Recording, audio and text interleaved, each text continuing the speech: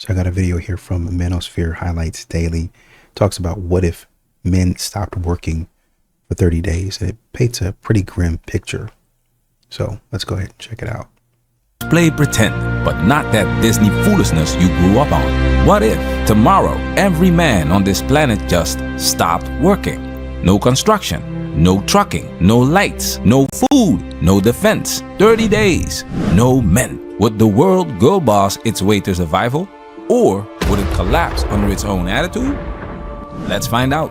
Ain't that a man? Everyone loves to say, we're all equal. Cute idea. Reality check? Infrastructure doesn't care about feelings. It cares about who shows up. Let's see who that is. 97% construction, men. 96% truck drivers, men. 95% utility workers, men. 92% military, men. 79% law enforcement, men. 93% trash collectors, men. So what you're starting to see in this first minute alone is the fact that men are literally, we can do all this arguing all day long back and forth about how you don't need a man, nonsense, but they're literally the backbone of this country. 88% software engineers, men. So yeah, TikTok. That's how you get your TikToks and your Facebook and all that stuff. They're doing that so you can get online and talk about men and how trash they are. Influencers aren't gonna fix the power grid. You unplug these men, your Wi-Fi, your DoorDash, your Netflix and chill, dead on arrival. These jobs aren't glamorous. No filters, no ring lights, no hashtag Monday motivation. Just back pain, busted knuckles, and overtime. These guys build your roads, keep your lights on at 3 a.m. and patch up water mains while you dream about becoming a millionaire influencer. And guess what? Nobody thanks them. But without them, everything stops. And not only do they not thank them, in some situations, you got cities trying to take away their pension. They just got through, imagine just getting through fighting a fire or fighting crime. And the city saying, you don't need that much in your pension. You're out there risking your life, but you don't need that. So what happens when the men disappear? Day 1 to 3, flights grounded, subways frozen, buses dead, garbage piles up. Surprise, rats love euphemism too. The president vanished, along with every male vice president, speaker, and senator. By law, the next eligible official steps in, and it's Pam Bondi, the Attorney General. Suddenly, she's the acting president, thrust onto a platform without a stage, because authority isn't power without people to carry it out. Meanwhile, Twitter lights up with hashtags. Hashtag he strike. Hashtag temporary kings. Everyone jokes about how women got this. Sure, don't believe the waste warning? In 1968, New York's sanitation workers went on strike. By day 3, 30,000 tons of trash buried the sidewalks. And I was about to say, you think that this is a game? You think this is a joke? It couldn't happen. We throw out, and this is just in America, we throw out a lot of trash. A lot of trash. I don't think people really realize how much trash is being thrown out every day. So by day 3, yeah, you're looking at a problem. Number 1. Number 2, you got to figure out who's going to go out there and get the trash. A lot of these modern women, they don't have their CDL. They don't know how to drive a truck. Neither do they care to. And so therefore, I mean, you might have them, oh man, we can figure this out. But the number of people, the number of women that are actually going to be able to figure it out and do it, it's not going to be enough. It's going to be a problem. It's going to be a problem for a long time. I see sickness just because of the bacteria and the diseases and all of that nasty nonsense coming from the garbage. It's going to be a problem real quick. 1 city, 3 days, a mountain of rot. Now picture that everywhere. Day 4 to 7. Then reality swings a hammer. Gas stations bone dry. Grocery shelves empty. Hospitals ration oxygen. No supply trucks coming. 911 rings and rings. Nobody left to answer. Meanwhile, the new president is live streaming hope speeches under flickering lights because no power crews. TikTok meltdown, Instagram meltdown, your phone, a brick with anxiety. Here's a reality check. Back in 2022, Canada lost just 10% of its truck drivers because of a vaccine mandate. Within days, grocery shelves in Alberta were bare. The premier called it a crisis. Now picture all the drivers gone. Not 10%, 100%, and it's only day 4. By day 10, it's pitch black, literally and mentally. Rolling blackouts, sewage bubbling in the streets, faucets coughing sludge. Your fridge, dead. Your phone, dead. Hope, deader. And if you think this is doomer fiction, think again. In 2021, Texas froze for just 4 days. 200 plus people died from hypothermia. It was terrible. It was terrible. People are still mad about that. They're still upset about that. Hey, why can't we get this? How come we're not connected to this grid? How come y'all didn't prepare for this? How come y'all haven't been prepared for this for years? What's going on? He's not lying. It was not pleasant.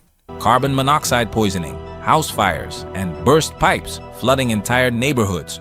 One winter storm, one grid failure, $18 billion in damage. Now imagine the power never comes back on because the men who fix it aren't there. The same people who mocked the patriarchy are now bartering stale granola for clean water.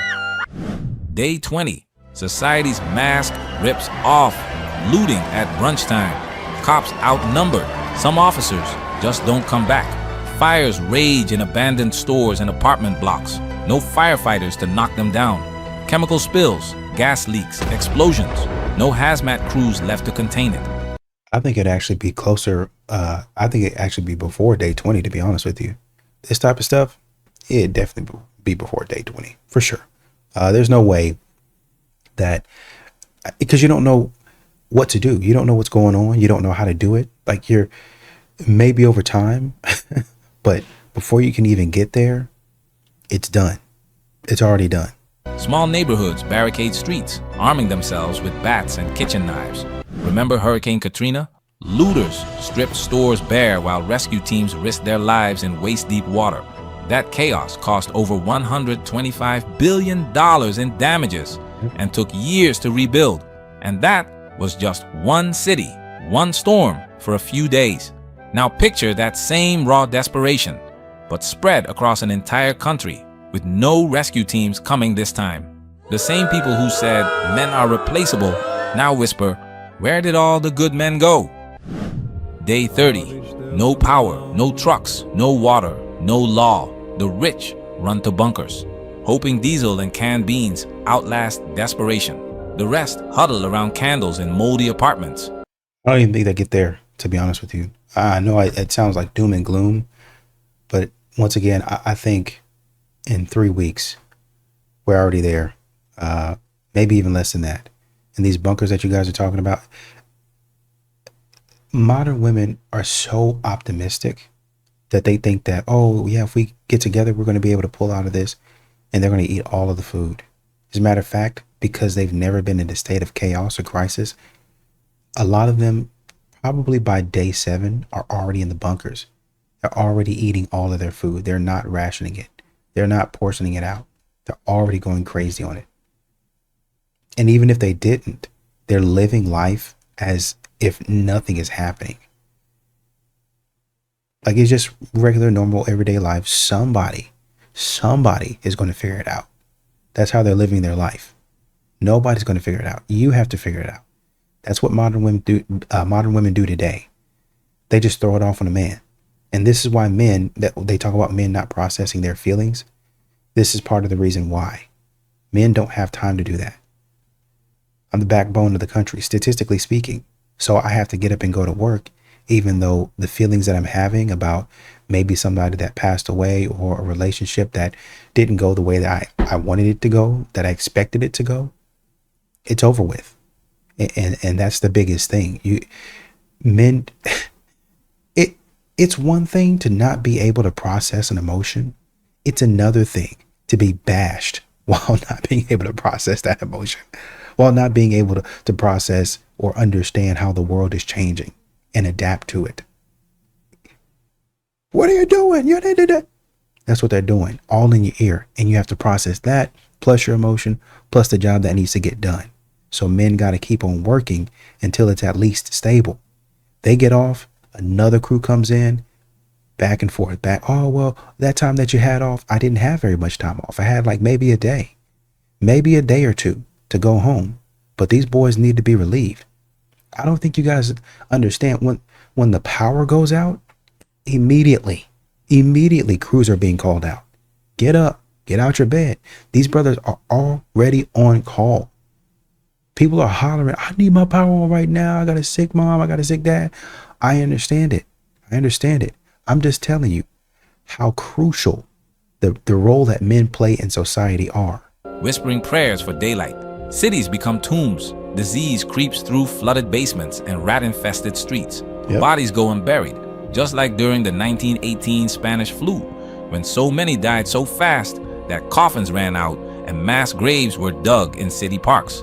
In that pandemic alone, over 50 million people died worldwide, partly because infrastructure buckled under so many sick and dead. Now imagine a modern world. Phones dead, no heat, no clean water, no strong backs left to bury the fallen. Civilization didn't pause, it collapsed. And in the deafening silence, one truth survives. Comfort was built on discipline. Discipline was built on sacrifice. And sacrifice was built by the same men you forgot to thank. See, masculine labor built the modern world. Masculine energy keeps it breathing. In 2018, when California's deadliest wildfires erupted, over 8,500 fires scorched nearly 2 million acres, destroyed 24,000 structures, and killed more than 100 people, all while thousands of male firefighters, utility linemen, and helicopter crews fought day and night to stop them. No viral trends, just grit and elbow grease. If men stop working, the fantasy of independence shatters overnight. Done. Because hashtags don't unclog sewers. Nope. Tweets don't fly helicopters into wildfires. And once again, there are definitely some women out there that know how to do this stuff, but it's not going to be enough. The supply and demand, it's just not going to be enough. These women are not going to be able to get paid. They're going to be overworked. It's not going to be a very good time for their health, to be honest with you. And corporate suits don't run power lines through a blizzard at 2 a.m. Men That's do. it. The kind who show up, shut up, and carry it all while you scroll in comfort. What do they get for this? Mockery, blame, told they're toxic. Yet, they still show up. Why? Because purpose beats applause. Yep. Duty beats dopamine. But never forget, if they vanished for just a month, this empire of convenience crumbles fast, while many sat safe, scrolling past the wreckage, never realizing who kept the lights on. In 2020, male truckers didn't get to stay home. They drove through the pandemic with exposure risk, delivering food, medicine, and gear. While And that's another important point.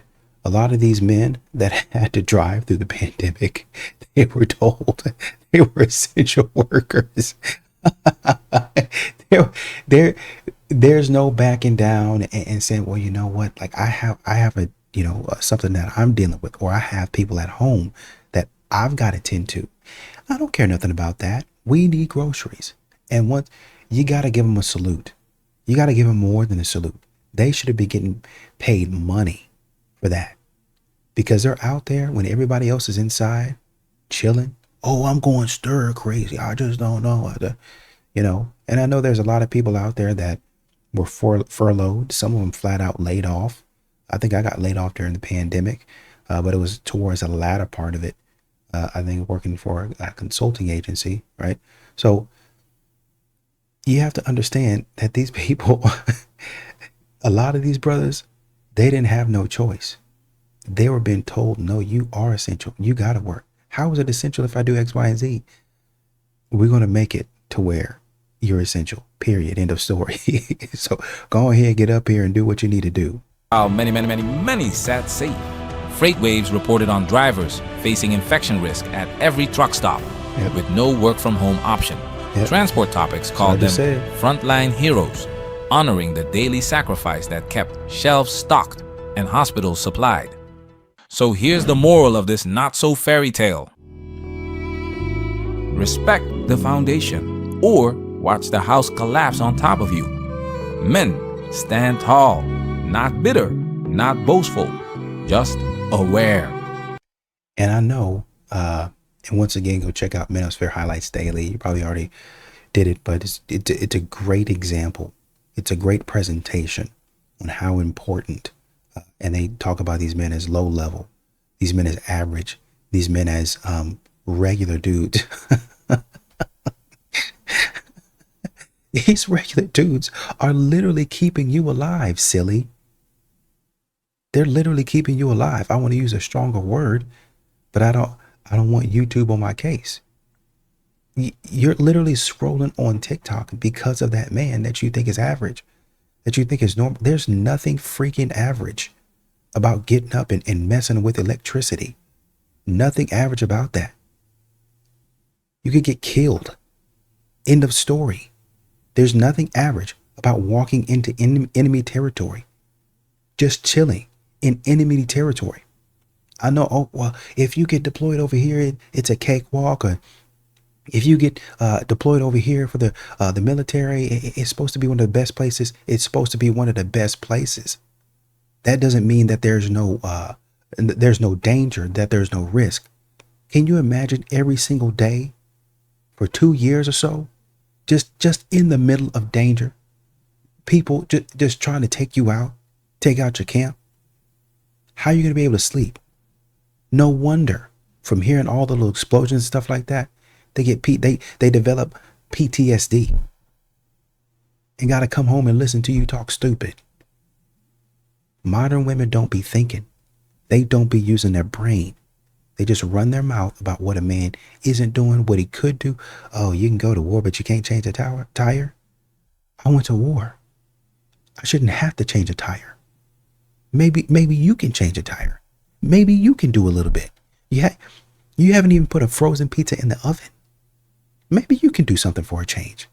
Would it be so hard to get on the phone and call AAA and see if they can change the tire for you if you don't know how to do it? I think I've done enough. I guarantee you, if men start saying, hey, I know you're pregnant, I know you're going through a lot. I've been deployed. I was on the front line about to lose my life. So at that point in time, I shouldn't have to do anything. But they don't say that, do they? Well, thank you for your service, but get on back to work. That's what they say. But we got to coddle you. We got to baby you. We got to have more respect for you than a lot of these other men literally putting their life on the line. Brothers working in coal mines, factories where pollution is running rampant, breathing this stuff in, passing away before the age of 40, 50 years old. You got kids leaving the mom to try to raise them on their own, working for you so you can have lights. Y'all need to learn to be a little bit more grateful than you actually are. That if you looked at the average male, female in the United States and looked at the deficits and benefits of the sex, you know, what are the advantages to being a man? What are the disadvantages? It turns out that it's just a complicated mix of blessings and burdens. There are ways in which men are privileged and ways in which women are. And it's impossible to say who's better off at this point. And it also depends on the complex set of advantages and burdens, and it varies by social class and so forth. But it's absurd to simply say the women are so much worse off and the men are. I mean, I think it's a central fallacy in feminism. They fail to notice, and well, let me put it this way. I think too much of the feminist movement focuses on men and women at the very top in professions, like how many CEOs of Fortune 500s. And it's true, there are far more men than women, and it would be, I would like to see more. Right. More men who are, senators and just at the top of their profession. But what happens when you look further down in society? And people who are not, in the top 10% in terms of education and elite degrees and so forth, it's a different picture. If you look at working class men and women, it's, both have burdens. And challenges, and one of the special burdens that a working class young man has is he's likely to be less educated. And he's entering an information economy where, as I keep saying, education has never been more important, and literacy has never been more important.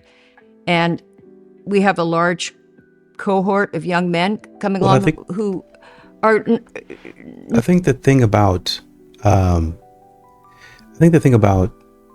education, I think we continue to say that education has to be purely academic, right? When we just got through talking about and looking at the impact that men have on society. Do you think that you need like a huge academic education to pick up trash? Probably not. Some of these other things like electricity and plumbing, you definitely need school for it.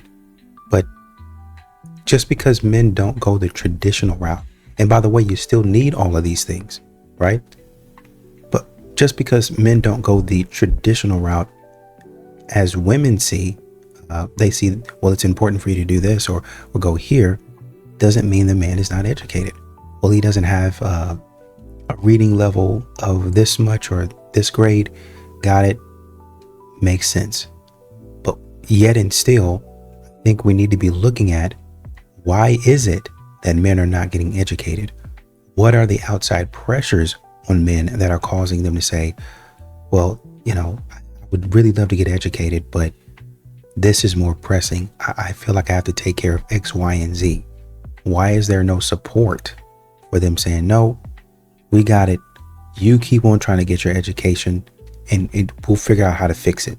Might not be a perfect solution, but we'll figure out how to fix it somehow. Not going to find a place for themselves in this economy. And so the fact that we have a women's movement that has only looked and primarily focused on some imbalances at the very pinnacle of society and not looked at just the reality of the lives. And to be more specific, if you look at, they'll talk about the wage gap, and that's true. There's a gap, and we want to close it, but I think we have to be honest about it. It's not as extreme as they say, and most of it's explained by the different jobs men and women do, or how many hours you work per week, things like that.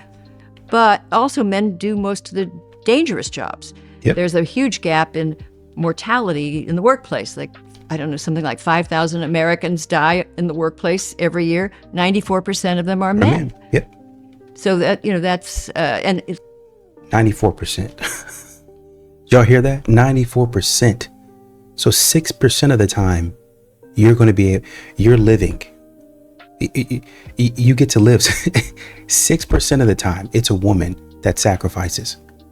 6% of the time. Men don't protect and provide. 6% of the time. You're the one sacrificing. 6. That's crazy. Then it goes for, that's mortality.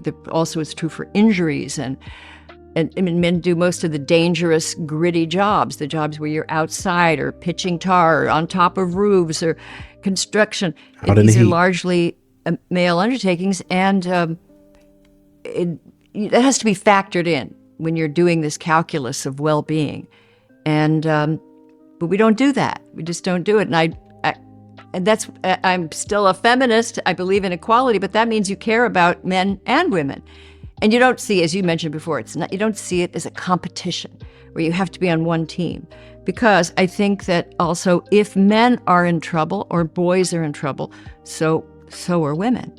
We're in this together. You got to think that if a man, and I really like what she said, if men are in trouble, then boys are in trouble. Because what men are essentially doing because of a lot of the things that are going on in society is they're kind of going into, and I don't mean it to this extent, but it's the same concept of lockdown mode where they're protecting themselves. And because boys are looking to either men or women for their guidance, if you look to a man, you're thinking, well, if he's doing that, let me back up too. If he's got that going on, let me try to move in alignment with that. Because this is the guy that I look up to. This is my mentor. So if he's saying now is the time to protect yourself, that's what I'm going to do. Together. So what we're doing now is so perverse because by not attending to the education of young men, there's going to be a mismatch. People typically marry someone with a similar education. What's going to happen? I mean, we know what's happening right now. A lot of people aren't finding each other. There's a lot of loneliness. I just don't think the solution is to focus on one sex and not the other. I want to come back to the relationship issues, the gaps that are widening. But one of the things that it seems like is happening for girls that is maybe more exaggerated in our times right now is what Jonathan Haidt's been noting about the impacts of social media in particular, and that, you know, the anxiety, the self-harm, the general psychological profile for girls seems to be collapsing farther faster than boys in response to their screen time. How have you looked at this? How do you understand what's happening to boys and girls here? At first, I thought that Jonathan Haidt, whom I greatly respect, but at first I thought he was exaggerating and it wasn't that bad. But I'm convinced that something is amiss, and it does seem to correlate with the rise of times girls spend on social media. Yep. And I'd be... Well, you got to think that women they're humans in general are social creatures, right?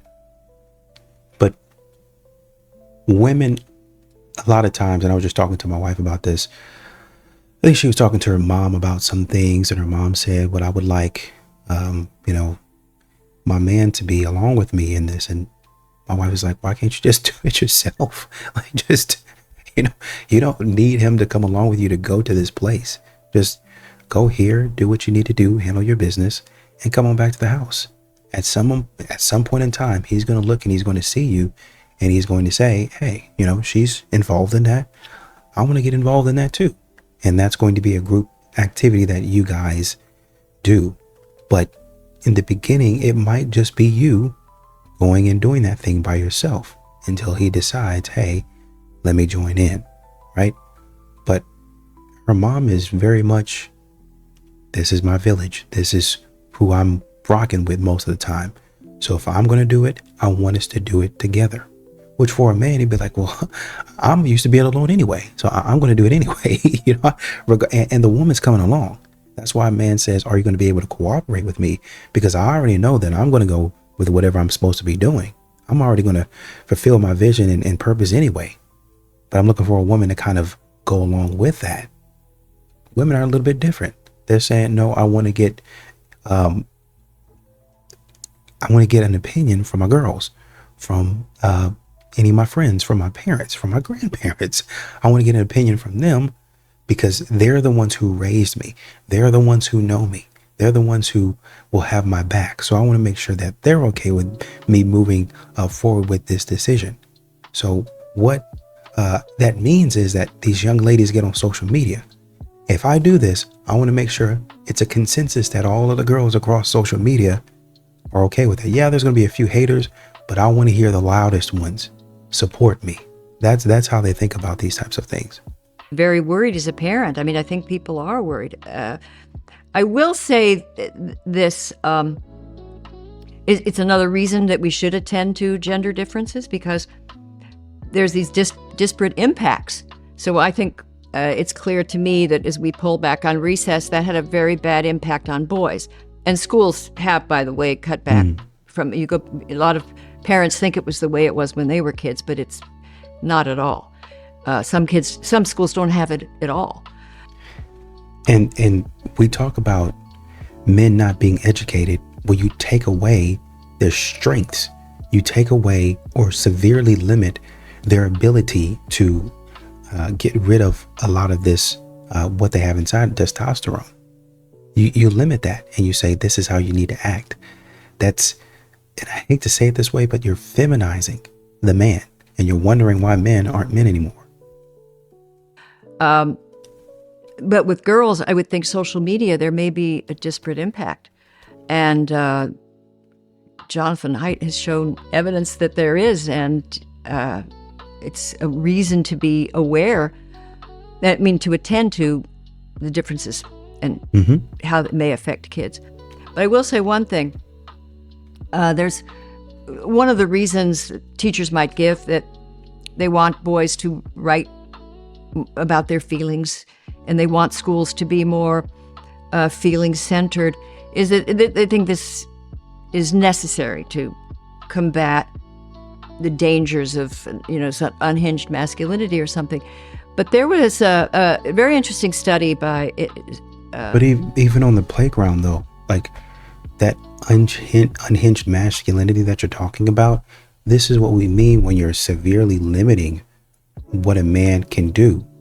On the playground, boys are going to get together and they're going to work out their differences, whether it be through talking or sometimes whether it be through a little bit more physical activity.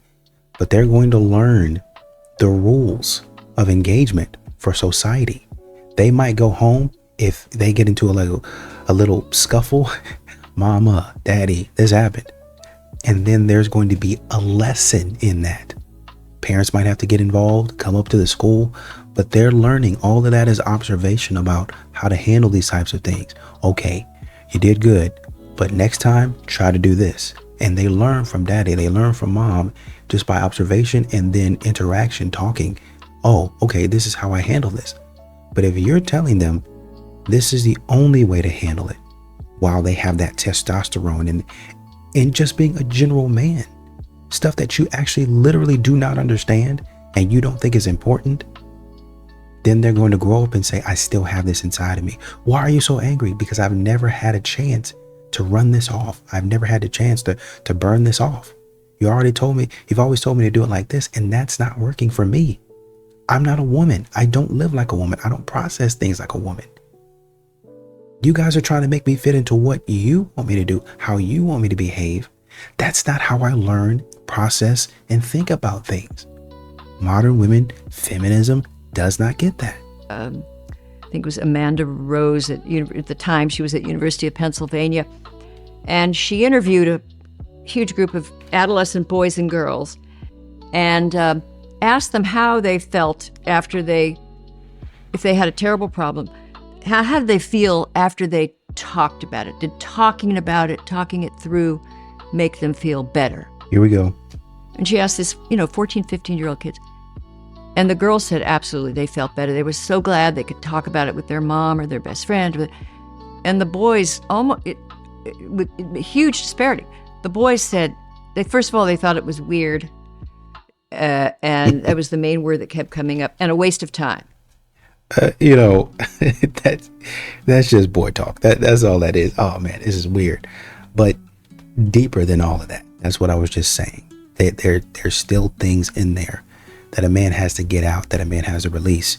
So a man is going to take a young man or a boy, and he's going to bring him out to the baseball field. And that young man, you might not think it is, but that young man is going to swing. He's going to hit that ball. He's going to crack that ball. Home run. Or I saw a dad sitting in the garage teaching his little baby boy. He was not a baby, but he was a toddler, how to hit the ball. Here's how you hit it. He was telling him, now, where do you think that's going to go? You think that's going to go right, left, or middle? Tell me where. Okay, let's try it again. Let's get it middle. Right? And he had a helmet on. He's got something protecting his face. So when that little boy hits that ball and he gets it, okay, I want it to go middle. This is how long I have to wait. This is teaching the young man how to process things. Okay, here's where I channel my anger. Here's where I channel my energy. And he's going to swing and hit that ball right up the middle. Right up the middle is going to work not every time, but he's going to get consistent. There's going to be some times where he acts out and he doesn't do what he's supposed to do. But what he's going to do, he's going to run right on back to daddy. Daddy, I'm sorry. I was thinking about this. I didn't mean to do that. He's going to have an outlet, and dad's going to say, okay, this is what you need to do. This is what you need to do to correct.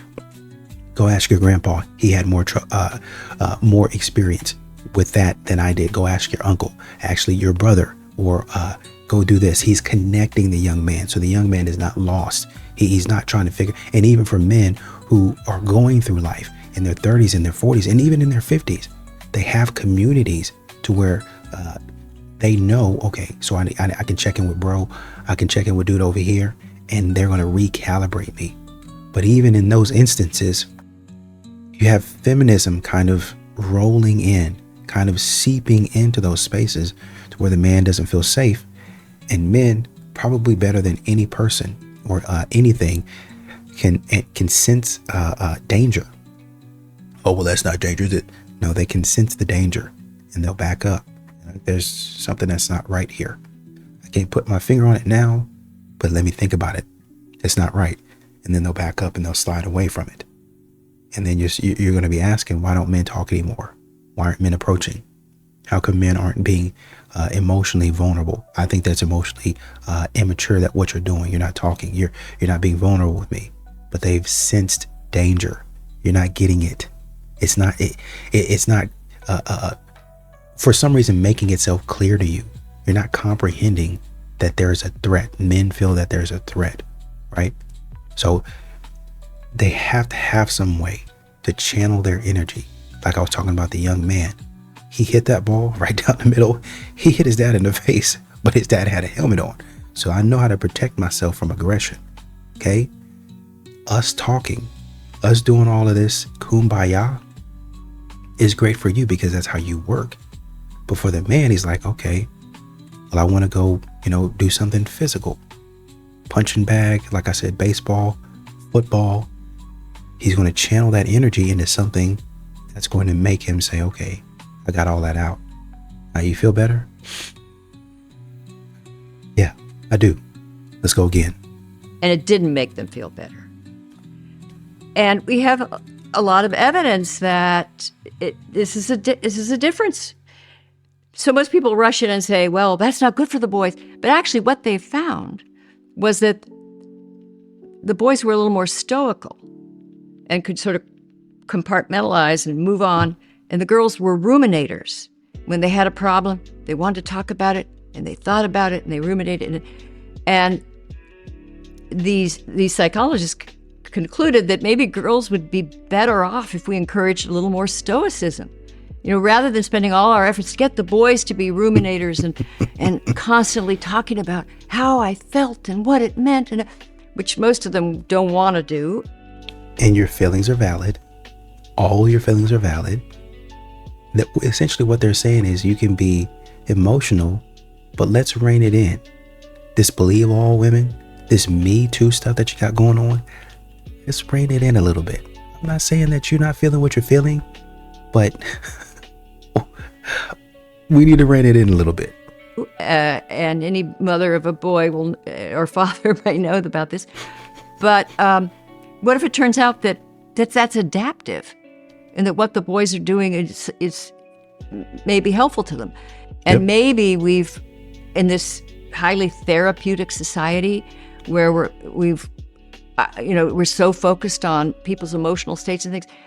Maybe girls have a tendency for that. Maybe we've exaggerated it, and now they have to cope with all of the highs and lows that can be brought on by social media, and what people are saying about you, what's going on, all that.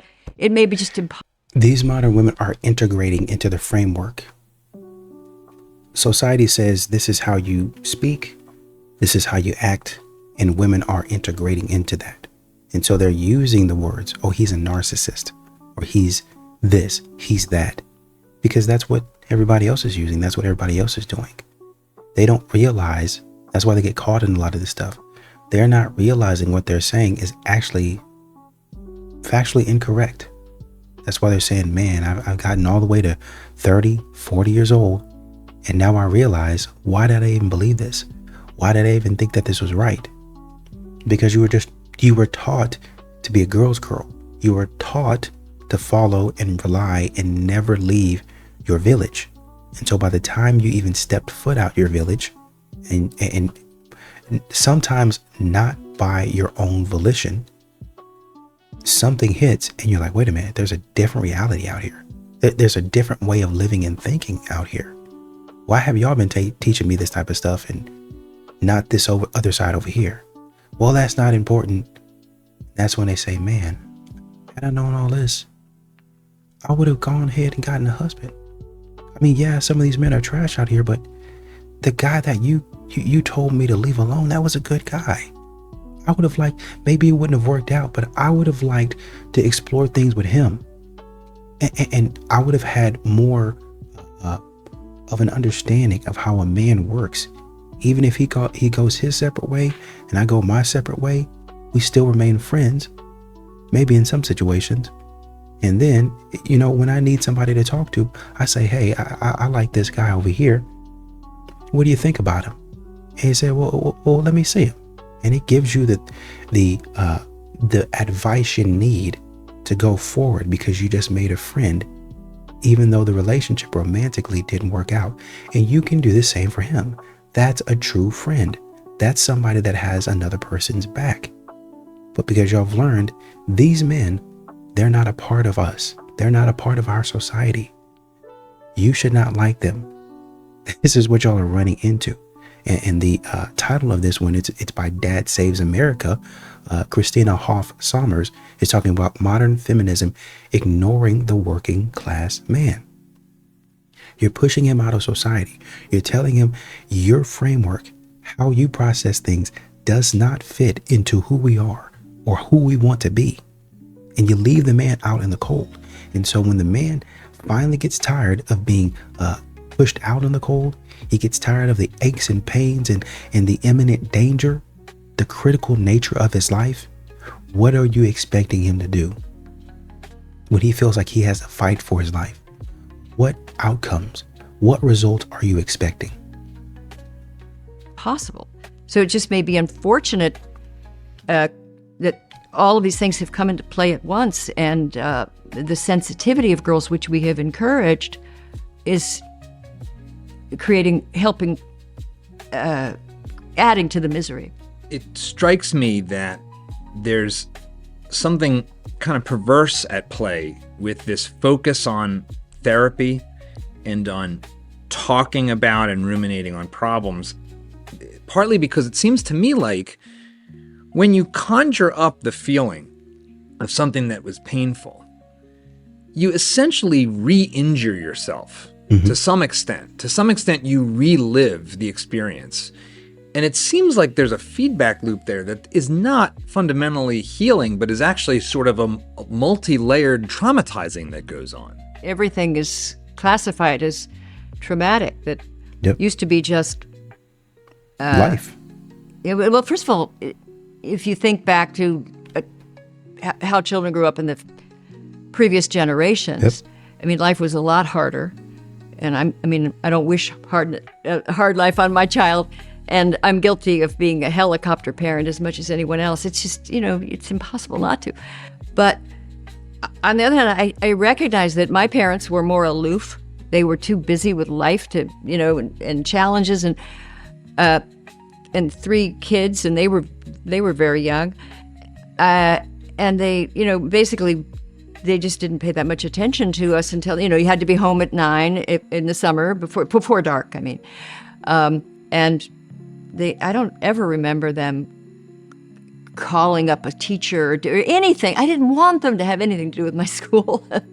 And now parents are so involved, and the child, I'm worried that they're really not learning basic skills of just how to deal with the challenge of life. Yep.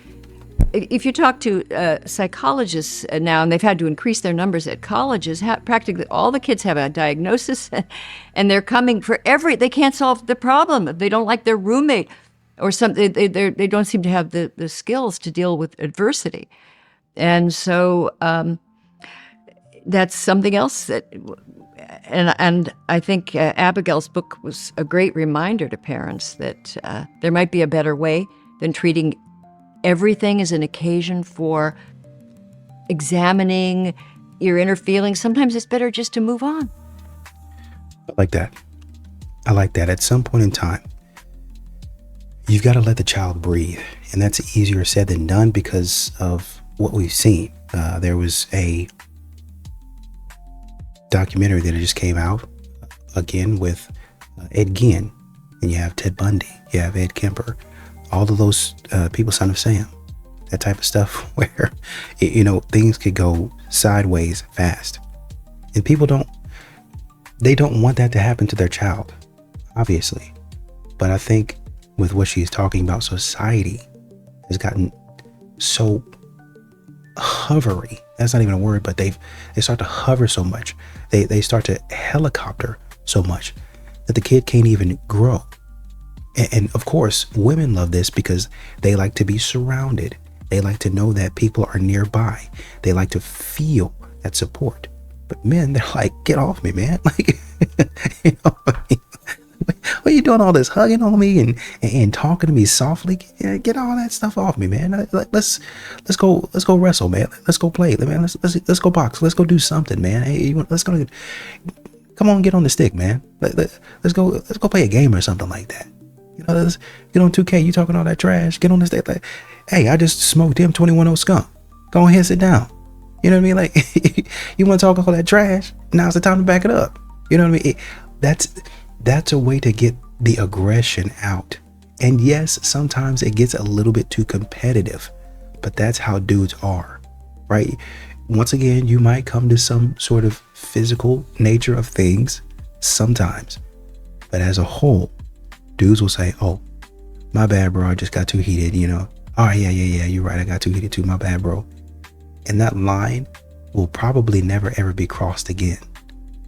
Because men learn conflict. I don't want to do that to my brother. I don't want to be that with my boy. That's something that they'll tell at their wedding. That's something that they'll be telling at a retirement. You know, all those years ago, man, when we got into it and we fought and now we're fast friends and now I'm seeing you. Look at you 50 years later. Ugly, just as ugly as ever. And you know, everybody laughs, but then you say, I love you, man. You know, I'm glad you reached that. I'm glad I reached it with you. And it's good to see you. Enjoy retirement or enjoy your family. I'll be around. Hey, call me if you need me.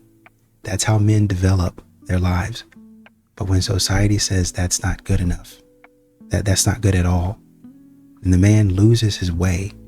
And like I said, he immediately starts to protect himself because that's all I know how to do. I know there's an assault on my life or my life, not specifically, you know, trying to end me, but who I am as a person. I know there is an attack on that. And for me to fix that, it's almost like it's biological. For me to fix that, I need to do this. I need to remove myself from the situation. Where are all the men at? Where can we find the single men? I've removed myself from danger. You're a coward. You're down low. You must like men. I've removed myself from danger. You guys are not understanding that what you're saying is not making it any better. I'm removing myself from your presence so I can maintain who I am as a person so you won't try to break me down. You've become an enemy to me and you don't understand that. So yes, this is an aptly named video. Modern feminism. Modern women ignore not just working class men, they ignore men in general. Unless this man is making a bunch of money, he looks fantastic, and this man he's fit, he's got all the stuff that you want, all the stuff that you quote unquote need.